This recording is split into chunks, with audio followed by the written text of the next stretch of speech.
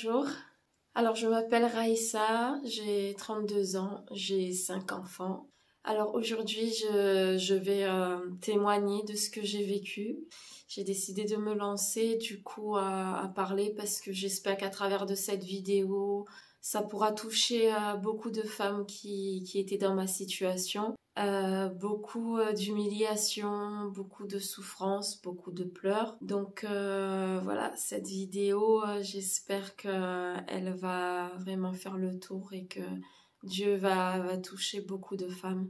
Comment j'ai vécu mon enfance? J'ai vécu mon enfance qui était très très difficile. J'ai eu beaucoup de jugements, beaucoup de critiques à l'école. J'ai été victime aussi d'harcèlement à l'école, au collège, même en tant jeune dans l'école primaire. J'ai beaucoup été la cible des enfants, des jeunes qui étaient méchants, qui s'acharnaient beaucoup sur moi par rapport quand j'étais petite, j'avais les cheveux qui étaient coupés à la garçonne. Maman me coupait à la garçonne. Et du coup, on me traitait voilà, de garçon. On disait que je ressemblais à une mahoraise. J'étais pas mal jugée, pas mal critiquée. Bon, voilà, c'était une enfance qui était très dure et voilà, c'était quelque chose vraiment chaque jour où je devais surmonter cette épreuve de me dire que je vais à l'école, soi-disant, voilà, comme une enfant normale, pour apprendre, pour m'amuser et tout, mais parfois je vivais des cauchemars, je vivais des calvaires par rapport au regard de filles, en fait, je sais pas si je dois appeler ça mes copines, mais voilà, on doit pas s'acharner comme ça. Je trouve que c'est pas normal. Je trouve que voilà, j'ai vécu ça comme une injustice. Donc voilà, les années ont passé et tout. J'ai déménagé, je suis partie dans une autre ville, ce qui m'a fait vraiment très mal. Ensuite, bon, les années passent, on grandit, on passe d'une petite fille à adolescente, on grandit, on découvre la vie, on découvre vraiment tout plein de choses, c'est tout nouveau pour nous. Et du coup, je viens d'une famille, voilà, où ma maman est très très catholique. Voilà, elle est beaucoup croyante et tout. Mais arrivé une certaine période de ma vie, je me questionnais beaucoup. Je me questionnais beaucoup et je posais aussi des questions voilà, sur une vie spirituelle, sur s'il n'y avait pas un autre univers. Et je me disais que oui, s'il y a un Dieu, pourquoi nous devons voilà, nous prosterner devant des idoles, devant des statues, sur toutes ces choses qui ne parlent pas, qui n'est pas vivant. Donc je comprenais pas plein de choses, je me posais des questions jusqu'à ce qu'un jour où j'ai pris la décision en fait d'arrêter de me prosterner devant ces statues, ces idoles, de faire le signe de croix parce que quand on est catholique, on fait souvent le signe de croix quand on passe devant une croix, devant des statues, devant une église catholique. Et j'avais pris la décision d'arrêter de faire tout ça, comme ça du jour au lendemain, parce que en fait je trouvais pas des réponses à mes questions quand j'allais au catéchisme. On avait un retard, donc c'était le catéchumène. Donc je demandais à ma maîtresse voilà, de catéchisme, mais si personne n'a vu Dieu, comment ça se fait qu'on a pu faire une représentation de Dieu comme ça, sans savoir comment il est réellement? On se prosterne devant quelque chose et on ne sait pas d'où ça vient et tout. Alors je me questionnais plein de questions et ma maîtresse, en fait, la prof de catéchisme, elle me disait: Raïssa, franchement, tu me poses une bonne question parce que je peux pas te répondre. Et c'est à partir de là que ça m'a fait un tilt dans ma tête et je me dis mais c'est pas possible, elle est professeure, elle doit quand même avoir des connaissances et tout, et au final elle a pas su me répondre. Donc j'avais pris la décision, j'ai dit bon, s'il y a vraiment un Dieu qui existe, Dieu va se manifester à moi, Dieu va me parler. Et je commençais à parler comme ça avec lui, sans me prosterner devant des idoles, sans avoir des représentations quelconques devant moi. je commençais à parler et dire Seigneur, si tu existes vraiment, je t'en supplie, fais-moi un signe, parle-moi. Et voilà, ça a été vraiment des questionnements pendant pas mal de temps. Un homme qui est le père de ma fille, ma première fille, sur la route. Alors c'est quelqu'un, je l'ai rencontré parce il est chauffeur de bus. Et il faisait des tours de l'île, il organisait des tours de l'île, voilà, on partait à la fin de la soirée, on partait en boîte, danser. Pendant ce temps-là, dans ce temps-là, en fait, je connaissais pas le Seigneur encore, hein, je connaissais pas du tout le Seigneur, j'étais encore dans le monde. Et du coup, il y a un jour, une copine de ma classe, j'étais en troisième, j'étais très jeune, et on avait vraiment une différence d'âge, on avait quand même 23 ans de décalage. J'avais 16 ans et lui, il en avait 39. Donc voilà, elle me propose, elle me dit oui Raïssa, tu peux venir, le chauffeur il organise un tour de l'île et tout, t'as pas besoin de payer ta place. J'ai dit oh ben c'est cool, donc voilà, j'ai dit oui d'accord, pourquoi pas. J'étais venue à ce tour de l'île un dimanche. Et du coup, voilà, je rentre dans le bus. En plus, je me rappelle, c'est que je venais vivre justement une rupture douloureuse parce que le jeune homme avec qui, voilà, que j'aimais, que je sortais avec, en fait, il voulait pas d'engagement. Il voulait pas s'engager. Du coup, ça m'avait beaucoup blessée et on était encore avec hein, le jour où j'étais partie autour de lui, le dimanche. Et mes copines, ils viennent me voir, ils me disent oui, Raïssa, il veut rompre votre relation. Donc moi, j'y croyais pas trop, mais je voyais qu'il y avait quelque chose de bizarre, en fait, qu'il était très distant et tout, il me parlait pas. Et là, j'ai réalisé vraiment, en fait, bon, il me l'a dit. Il m'a dit, voilà, voilà, je veux plus parce que tu m'as présenté à ton père et je voulais pas d'engagement. Et je lui dis, oui, mais je t'ai pas présenté à mon père, c'est juste que, voilà, je t'ai dit juste, voilà, que c'était mon père et pour lui, c'était une forme d'engagement et il ne voulait pas ça, il voulait juste avoir une relation libre comme ça, sans plus.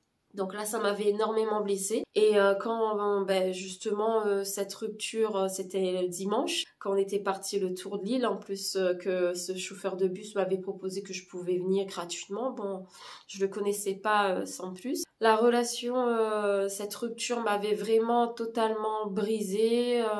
Ça m'avait marqué et tout. J'ai beaucoup pleuré. C'était horrible, je voulais même plus monter dans le bus quand on s'était arrêté pour reprendre un repas pour le midi. Je voulais plus, j'ai fait une scène, c'était horrible. Et, euh, et voilà, j'ai dit oui, qu'à partir de maintenant, je veux plus avoir de relations, je ne veux plus du tout d'histoire parce que ça m'avait tellement brisé le cœur. Et justement, ce chauffeur de bus, il m'avait regardé et il disait oui mais elle est complètement folle cette fille et tout. Alors voilà, je le connaissais pas ni en blanc ni en noir, je connaissais juste son prénom, je savais que il avait une popularité en fait en tant que chauffeur de bus, à bien comment dire ça, animer, mettre l'ambiance un peu voilà dans les tours de l'île, mais sans plus. Alors les jours passaient et tout et il y avait un après-midi, j'étais descendue voilà, dans mon quartier un peu plus bas de chez moi pour danser parce que j'étais dans un groupe de danse avec mes copines de classe. Et au moment où je descends en fait sur la route, je croise ce chauffeur de bus qui montait justement avec son bus pour refaire les circuits scolaires. Et il m'avait fait un clin d'œil.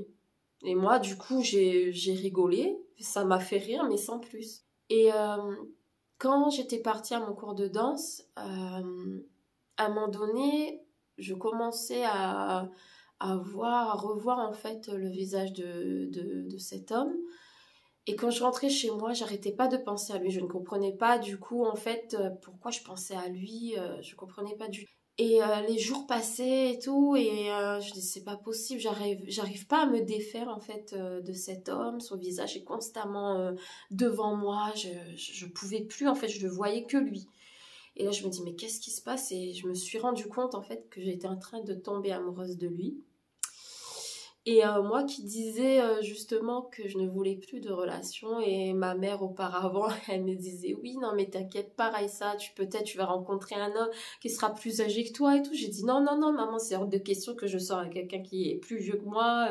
Voilà, donc ça m'est tombé dessus, comme, voilà, comme on dit, il faut jamais dire le mot jamais. Ça m'est tombé dessus et du coup, il avait réorganisé un tour de l'île. Et du coup, mes copains, ils sont partis le dire que voilà, Raïssa, elle a un petit faible pour toi. Et ça avait commencé comme ça, du coup. Donc voilà, le tour de l'île, ben, on a commencé à apprendre à se connaître et tout. Et au fur et à mesure du temps, voilà, on est resté avec et tout. On commence à fréquenter, à faire des sorties. Alors, comment je vivais le regard des gens? Alors, c'était très difficile, je l'avoue, parce qu'on avait vraiment une différence d'âge. Comme je vous dis, j'avais 16 ans à cette époque et lui, il en avait 39. Il était déjà papa de 3 enfants. Donc, c'était compliqué d'avoir le regard des gens parce que j'avais beaucoup de retours négatifs en disant que c'était un homme infidèle, c'était un homme qui aimait beaucoup les femmes, qu'il avait des enfants partout. Donc, moi, en fait, j'étais tellement aveuglée par l'amour que je ne croyais pas, en fait. Je ne voyais pas, je n'entendais pas ce que les gens me disaient. Je me disais, non, s'il faut croire à quelque chose, il faudrait que je voie de mes propres yeux pour croire, en fait, à ce que vous dites. Moi, j'écoutais pas ce que les gens me disaient. J'étais tellement dans mon univers, tellement voilà remplie d'amour de petite fille quoi. Donc les jours passaient et tout, et au bout de quelques années, c'était au bout de 2 ans après, parce que j'étais tombée enceinte de ma petite fille, ma première, et et du coup où j'allais accoucher en fait. J'ai appris que par la bouche en fait d'une fille qui était dans mon club de football avant, que oui mais c'est pas possible parce qu'elle me disait, j'étais partie au McDonald's, elle me disait oui Raïssa, félicitations, t'es enceinte et tout. Elle me demande il est de qui en fait le bébé? Et je me dis, mais tu sais de qui il est de la personne avec qui je suis. Et là, elle était choquée, elle reste là, et puis elle me dit, non, non, non, c'est pas possible, parce que il a déjà sa copine, et même il a un bébé aussi avec. J'ai dit, non, là, tu te trompes. Donc là, j'ai reçu un coup de massue vraiment sur la tête, et du coup, je lui avais en parlé, je lui ai parlé, et là, il a été choqué, voilà. Et même il était tellement en colère qu'il est parti en fait chercher cette fille, ma copine, à qui elle me l'a dit. Voilà, menacer cette fille. Et franchement, j'ai eu vraiment de la peine pour elle. Donc voilà, ça s'est très mal passé. Et un jour, quand on était sortis un soir et tout, on s'arrête dans un petit supérette. Il descend pour aller récupérer, chercher une bière. Son téléphone, il avait oublié dans la voiture. Et là, voilà, je regarde son téléphone et je vois qu'il y avait un message. Et sur le téléphone, en fait, c'était cette autre jeune femme avec qui il était. Et elle disait que oui, ton petit garçon, ton petit bout de chou, il te cherche et tout. Et je vous explique pas vraiment le quart de tour que ça a fait dans ma tête. J'ai pris sur moi, j'en ai parlé avec lui, mais c'était très très compliqué.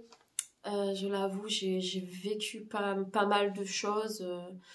Il a commencé à être violent aussi, parce que je connaissais pas en fait son côté violent. Il fumait beaucoup, fumait de la cigarette, il buvait beaucoup de la bière.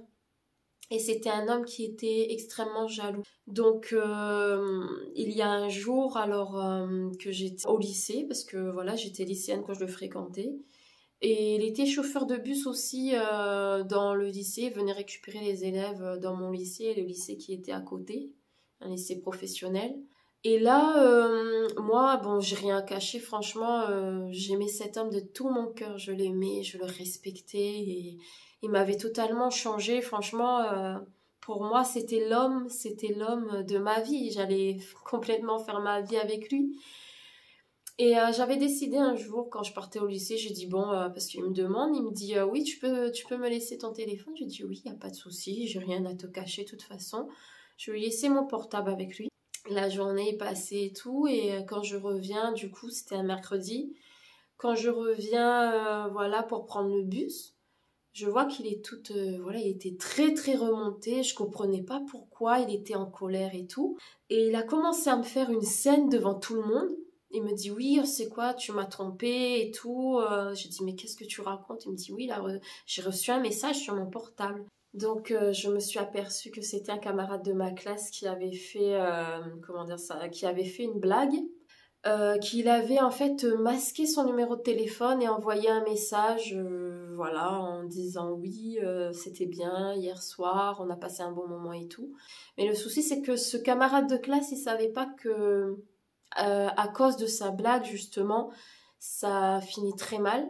Parce que sur le parking du lycée, je me suis pris une gifle, en fait, une claque devant tout le monde. J'étais tombée par terre. J'avais une copine de ma classe qui elle a couru, elle est venue me voir, elle me dit oui, mais qu'est-ce qui s'est passé? Et là, je dis je sais pas, je comprends pas. Apparemment, sur mon portable, j'ai reçu un message, mais je sais pas c'est qui m'a fait cette blague. Et là, du coup, j'ai été humiliée, j'étais en pleurs.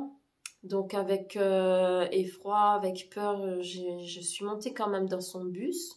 Et là, tout le monde, il y avait un silence. Mais franchement, j'ai jamais vu ça. Il y avait un silence dans le bus. Et même que, bon, il y avait des filles qui étaient en train de se réjouir le fait qu'on s'était disputé. Parce que, voilà, il y avait beaucoup de filles qui voulaient sortir avec lui, qui voulaient être avec lui, vu que c'était un grand charmeur et tout. Et ça a commencé comme ça a débuté comme ça, donc voilà, pour un oui, pour un rien, dès qu'il était jaloux, il savait pas la signification, vraiment On sortait d'un tour de l'île au soir, et puis il y avait un jeune homme, en fait, qui arrêtait pas de me tourner autour, et quand je suis descendue du bus, j'étais en train de le chercher pour lui dire que voilà, ce jeune homme arrête pas de m'embêter, je le trouvais pas. Et au moment où je revenais en fait devant la porte du bus, je me suis pris un coup de pied dans le cou, un énorme coup de pied qui m'a totalement en fait coupé le souffle. En fait, j'avais vraiment du mal à respirer. Quand je suis rentrée chez moi le soir, ma maman m'a dit oui, est-ce que tout va bien et tout, qu'est-ce qui t'arrive? Je dis non, ça va. Je montrais pas en fait, je montrais pas ces signes de violence qu'il avait sur moi. Je faisais comme si de rien n'était pour pas inquiéter ma maman. Et du coup, le lendemain, j'étais partie au lycée. J'avais du mal à respirer, j'avais du mal à parler. Et là, on me dit, mais qu'est-ce qui t'arrive, Raïssa? Et là, j'expliquais, je me suis pris un coup de pied pour rien, en fait. Et voilà, il a commencé à me taper un coup par-ci, un coup par-là. Et les jours passaient et tout. C'était beaucoup de disputes violentes. Et ce qui m'a beaucoup marqué en fait, c'était un jour où on était parti en ville. Alors j'habitais à La Réunion à cette époque-là. On était parti en ville pour faire un peu du shopping. Il y avait un couple qui était passé à côté de nous. Et lui, il était habillé, il avait des tongs, là, nous on dit savates en créole. Il avait des tongs, il avait un vieux pantalon, un t-shirt, et moi à côté, en fait, j'étais bien habillée, voilà, très très bien habillée. Et il y a un couple qui passe, et puis là, ce couple-là, la fille, elle dit oui, mais regarde, la fille, elle est bien habillée, et le monsieur à côté d'elle, là, on dirait un clochard. Donc, moi, ça m'a fait rire, mais c'était pas un rire méchant. Et donc je lui ai dit ce que cette fille, cette jeune femme a dit. Et là, il a pris très très mal. On était rentré dans un magasin de vêtements. Et là, quand je me retourne, je le vois plus, je le trouve plus. Et là, je suis sortie dans la rue, j'ai commencé à le chercher, je le trouvais pas. J'ai même appelé sur son portable. Ça sonnait, mais il répondait pas. Et là, je commençais à paniquer et tout. Et là, du coup, j'ai commencé à pleurer. La vendeuse, elle me dit, oui, mais qu'est-ce qui se passe, madame, et tout. Donc, je lui explique. J'ai dit, oui, ben, il est parti. Il est parti parce que j'ai pu la voir au téléphone et il me dit, oui, il est parti. Mais en fait, il était dans le coin, mais c'était juste que, voilà, il essayait de me faire peur. Et il m'a dit qu'il était à côté d'une église, une église catholique. Et là, je suis partie le retrouver. Au moment où j'arrive en fait à côté de sa voiture, il m'a frappée. Moi j'étais en pleurs, j'étais tombée par terre. Et il a commencé à me tirer par les cheveux, il a commencé à me traîner au sol. Et il m'a forcé à monter dans la voiture alors que je voulais pas parce qu'il a commencé vraiment à me faire peur. Et moi, ce qui m'a choquée, c'est que il y avait des gens autour, il y avait des hommes qui étaient assis là. Ils ont vu toute la scène et il y a personne qui a bougé pour venir me sauver. Je suis montée dans la voiture, on a repris la route et on s'est arrêté à une station-service. Et là, du coup, j'ai commencé à faire une crise d'asthme, une crise d'angoisse. J'étais pas bien du tout. Et là, le pompiste, il me dit oui, madame, ça va pas. J'ai dit non, ça va pas. J'ai du mal à respirer. Il me faut ma ventoline. Je l'avais pas sur moi. Et là, lui, là, mon copain, il me disait non, non, tu la laisses tranquille, elle va très bien, elle est en train de faire la comédie, voilà, elle est en train de faire du cinéma et tout. Alors que non, j'étais en train de suffoquer et tout. Et voilà, on a repris la route et il s'est excusé après, mais voilà. Là, j'ai commencé vraiment à prendre peur, c'était vraiment horrible. Ben, les jours, les mois passèrent et à un moment donné, en fait, bon, j'avais déménagé, je suis partie dans une autre ville. Il n'était pas constamment avec moi, il y avait des jours qu'il était là, il y avait des jours qu'il n'était pas là. Donc je savais même pas des endroits où il était parfois, il me disait pas, il me disait oui, il dormait dans un bus, il dort par-ci, par-là, parce qu'en fait il était déclaré voilà, sans domicile fixe. Tellement il y avait des violences à un moment donné, en fait, je lui ai dit, il faut qu'il arrête de me parler comme ça, il faut que ça s'arrête. Parce que moi je dis une fois, deux fois, trois fois, à un moment donné je vais le faire, je vais te quitter parce que je peux plus vivre avec un homme qui est violent. Et lui, il reconnaissait pas en fait son état de violence envers moi. Pour lui, il disait qu'il était normal, qu'il était gentil, qu'il faisait tout pour moi. C'est vrai voilà, il a fait pas mal de choses pour moi, mais on ne peut pas vivre avec un homme qui est aussi violent et surtout dire que quelqu'un vous aime alors qu'il vous frappe, ce n'est pas de l'amour. J'appelle pas ça de l'amour, c'est pas possible. Là, c'est vraiment enflé d'orgueil, de méchanceté, de cruauté, mais et il y a un beau jour, j'ai pris la décision et je lui ai dit, il faut qu'on arrête. J'ai eu cette force, je pense que c'est Dieu qui m'a donné cette force de pouvoir m'en sortir de cette tourmente, parce que ça fait au moins un peu plus d'un an que j'essayais de trouver les mots pour lui dire que je veux arrêter. J'ai pas su comment trouver. Et là, ce jour-là, ça a été un coup dur pour lui. Même, je pense que c'était comme si toute la terre entière, en fait, était en train de sombrer. Il n'a pas accepté. Et après qu'il est parti, en fait, moi, j'avais décidé de faire 3 jours, en fait, chez mes parents. Et du coup, quand je suis revenue, il y avait quasiment la moitié de mes affaires qui n'étaient plus dans la maison. Parce que j'avais oublié de reprendre les clés avec lui, parce que je lui ai laissé en fait la double de clés. Et du coup, quand j'étais venue, j'avais plus mon ordinateur, j'avais plus de télé. Il y avait pas mal de choses qui avaient disparu. Et à travers de ces choses qu'il avait pris, en fait, il m'avait fait du chantage. Il m'avait dit oui, si tu veux récupérer tes affaires et tout, il veut que je revienne avec lui. Et voilà, c'était pas possible. Et quand j'étais revenue, du coup, j'étais avec ma maman. Et voilà, je pouvais pas manger, j'avais ma petite fille encore, elle était toute petite, elle avait 1 an et demi à peu près. Il avait mis un cadenas avec une chaîne dessus, je pouvais pas ouvrir, donc j'ai demandé de l'aide. Donc on a fait sauter le cadenas, voilà, parce que voilà, fallait que ma fille, moi-même, voilà, qu'on nous puissions manger. Et là, j'ai réalisé en fait vraiment l'intensité de sa méchanceté. Il y a un soir, j'étais en train de faire des tresses, j'étais devant ma télé avec ma petite, et j'étais en train de faire des tresses dans ses cheveux. Et j'entendais le portail bouger, mais voilà, sans plus. À un moment donné, le portail, on entendait que ça s'ouvrait en fait, le portail. Et là, il est venu, il est rentré.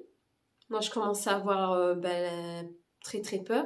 Et du coup, j'ai dit oui, mais qu'est-ce que tu fais là? Il m'a dit oui, il faut qu'on reparle et tout, je veux pas que tu me quittes. Il commence à pleurer et tout. Et là, il commence à me faire des menaces, il commence à prendre des fourchettes, il est en train de pointer en fait sa fourchette sur moi.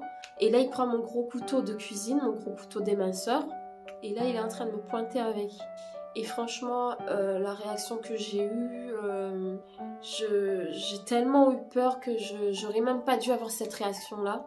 C'est que j'ai pris la fuite et je me suis rendu compte que j'ai laissé ma petite fille toute seule en fait entre ses mains. Et du coup, j'ai dit oui, je m'étais réfugiée en fait chez mon voisin. J'ai crié à l'aide, ma voisine elle est sortie et tout. J'ai dit oui, oui ma petite fille, je l'ai laissée du coup dans ma maison et tout. Et quand on est revenu, elle était plus là. Elle était plus là, elle avait disparu et il l'avait pris avec lui. Et là, je vous laisse pas en fait imaginer comment j'étais.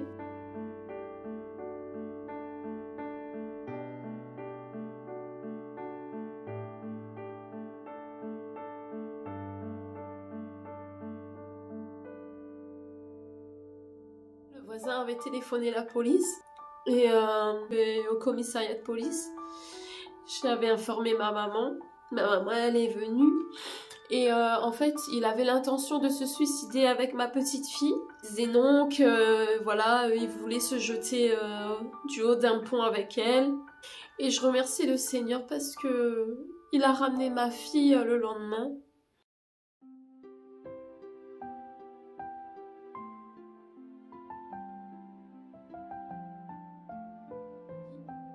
Et franchement, j'ai vécu un calvaire, mais c'était un cauchemar. C'était vraiment un cauchemar, moi, qui avait tout donné pour cette relation et tout. Il y avait beaucoup de contraintes, beaucoup de conditions et tout. Ben voilà, pour vivre ça. Bon. Alors après tous ces calvaires, bon, les années passèrent et tout. Et du coup, moi, j'avais décidé de refaire ma vie. Mais je pense que voilà, je m'étais lancée dans une relation un peu trop vite. Je pense pour pouvoir oublier toutes ces blessures et cicatrices que j'avais avec cet homme. Donc, il n'a pas accepté du coup non plus que je refasse ma vie. Il arrêtait pas de me surveiller, il payait des personnes, en fait il donnait de l'argent pour que les gens puissent me surveiller partout où je vais, qu'est-ce que je faisais, il savait, je sais pas comment il faisait, mais il savait où j'étais, avec qui, c'était incroyable en fait, c'était comme si c'était un détective privé, il me suivait partout à la trace. Et c'était horrible, je pouvais plus, ça a duré pendant presque 2 ans. Et à un moment donné, voilà, j'avais dit stop. J'ai dit, il faut que je pars, il faut plus que je reste ici. J'ai dit, il faut que je pars, je peux plus rester comme ça, c'est invivable, sinon je vais me suicider. C'est qu'il y a un jour, en fait, j'allais pas bien du tout. J'avais la tête mais complètement vide. Je suis rentrée dans un bus, je savais pas où j'allais. Je rentrais, le bus partait, et je savais pas dans quelle direction j'allais. Et je suis descendue. Et là, je suis partie en fait sur la 4 voies. Là où ici en métropole vous dites la rocade, à La Réunion c'était une 4 voies. Je marchais alors que c'était le soir, les voitures roulaient à vive allure à côté de moi. Il y avait même des scooters, des jeunes gars qui étaient dessus, qui me regardaient bizarrement. J'avais quand même peur un peu pour ma vie. Et franchement, Dieu a envoyé un couple qui connaissait aussi le Seigneur, qui m'a pris, qui m'a ramené ensuite aux casernes de pompiers.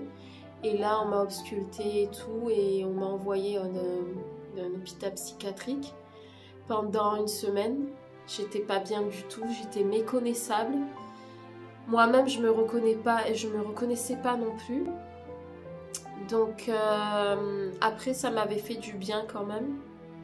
J'ai pu parler de mes soucis et puis voilà, ça m'avait fait un énorme bien. Et du coup, quand j'avais connu mon nouveau compagnon avec qui j'ai mes autres enfants, j'ai accepté le Seigneur. Donc je me suis fait baptiser le baptême d'eau en tant que chrétienne. Et le jour de mon baptême, je me rappelle très bien, c'était le 6 octobre 2011. J'étais enceinte du coup de mon premier fils. Et j'avais 3 mois de grossesse et j'ai pris mon baptême. Et ce jour-là, c'était vraiment extraordinaire. C'était extraordinaire parce que, en fait, je sentais la puissance de l'Esprit de Dieu qui est entré en moi. Et c'est à partir de là, à partir de ce jour, en fait, que j'ai été transformée, que Dieu commençait à me transformer, vraiment à me façonner. Parce que quand je me trouvais... alors, un jour, j'étais dans mon salon, j'étais en train de regarder la télé. Des bruits bruyants, très très clairs, mais vraiment assourdissants. J'étais dans un sommeil, dans un subconscient, moitié éveillée et moitié endormie. Et là, j'ai entendu une voix très claire, une voix grave qui me disait « Pardonne et ne pêche plus ». Alors, quand je me suis réveillée, je me disais, est-ce que j'ai rêvé? Je sais pas. Je me suis réveillée en sursaut, j'ai fait 1000 tours dans ma maison, j'arrêtais pas de faire les 100 pas.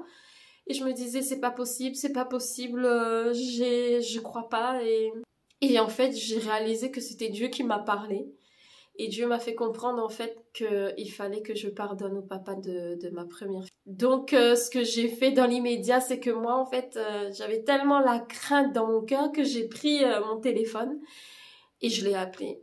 J'ai dit oui, alors je t'appelle parce que Dieu me l'a dit de le faire et Dieu m'a demandé de te pardonner.